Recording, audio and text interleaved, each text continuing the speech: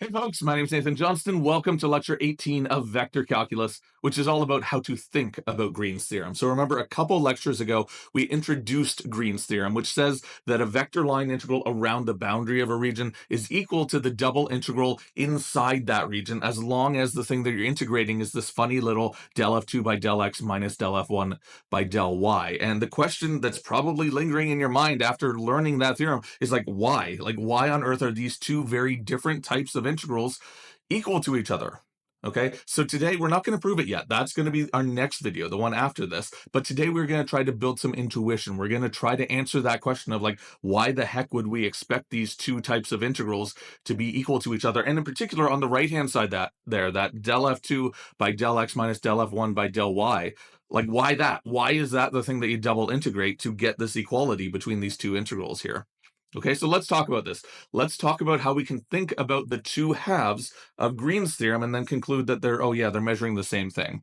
Okay, so let's start off with the left-hand side just because maybe it's a little bit more familiar to us. Okay, on the left-hand side of Green's theorem, we have this vector line integral. What is that measuring? And just think back to like, how did we define vector line integrals in the first place? Like, what did we define them to measure?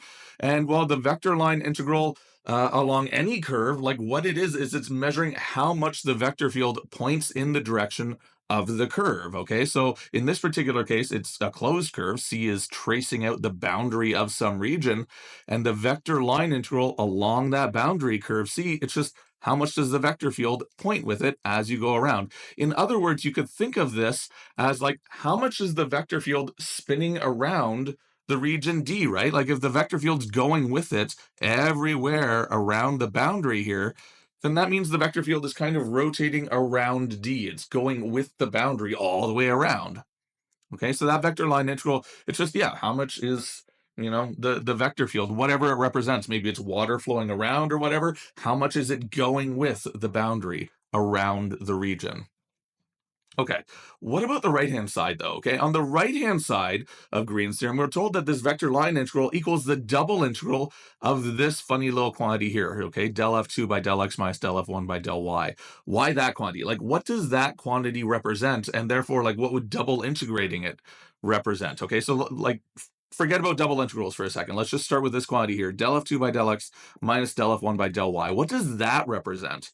Okay, and the thing I'm going to try to convince you of is that it represents how much the vector field is spinning counterclockwise at a particular point. Remember, this is a scalar field. This del f2 by del x minus del f1 by del y, that's a scalar field that takes in two inputs, x, y, and it spits out a number. And I claim that number that it spits out is sort of a measure of how much the vector field is spinning counterclockwise. So positive outputs are going to correspond to sort of counterclockwise spins, and negative outputs are going to correspond to clockwise spins. Okay, so let's think about this, and let's split it up into sort of the two different pieces here. Let's start by talking about del f2 by del x. What does that measure?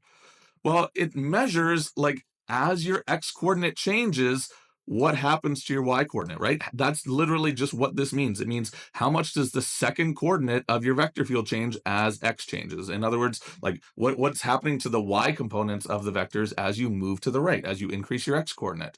Okay, and in particular, if this quantity is positive, if del f2 by del x is positive, that means as you walk to the right, the y coordinate of the vectors in your vector field are increasing. So your vectors, they're going to be pointing more and more and more up as you go further to the right in the vector field in a very small region around a particular xy coordinate, okay, around one particular point. These are all infinitesimal things, right? There are limits around all these derivatives. So really, like, these are instantaneous things. They're very local things, but saying if I move to the right just a little bit, the y coordinate is going to go up. My vectors in my vector field are going to be pointing more up.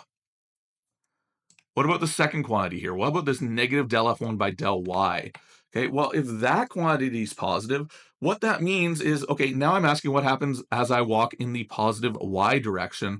And well, if this quantity is positive, that means as I walk in the y direction, the x coordinate of my vector field is becoming more negative because of this negative sign here. Okay, in other words, as I go up in my vector field, the x coordinate of these vectors is getting dragged to the left. The vectors are pointing more and more left as I go up just a tiny little bit in this vector field around this point xy.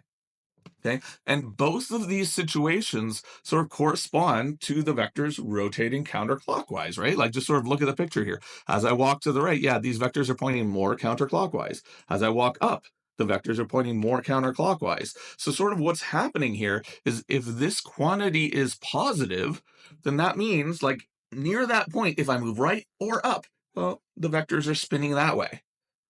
Okay, so sort of what's happening is I'm measuring how much the vectors are spinning around in tiny little spins on the inside there. This quantity, sometimes it's called the curl or the two-dimensional curl. It's literally a measure of how much the vector field is spinning locally at a particular point.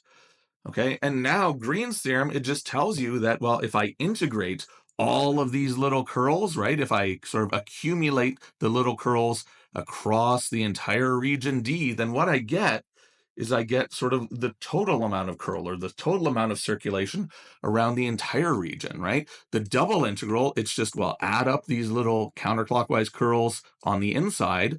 That's what this right-hand side in Green's theorem represents. It's the amount of curl on the inside. Okay, and then the vector line integral, like we talked about at the start of the video, well, that's just the total macroscopic amount of curl around the boundary. Okay, and Green's theorem is just saying, well, these two different ways of measuring how much the vector field is spinning around the region, well, they're the same as each other. Whether you accumulate the spins on the inside or just accumulate the spins around the boundary, it's the same thing. The total amount of flow in the counterclockwise direction around the edge of that region, it's the same no matter how you measure it. Okay. None of this is a proof. That is not a proof that Green's theorem is true. This isn't even a proof that this quantity really does measure a counterclockwise spin. Okay, I'm trying to convince you of some intuition of that. It's not a proof. We'll go through proofs of these things next class. Okay, so I'll see you next time for that video. We'll leave it there for this one. Thanks for watching, everyone. See you next time.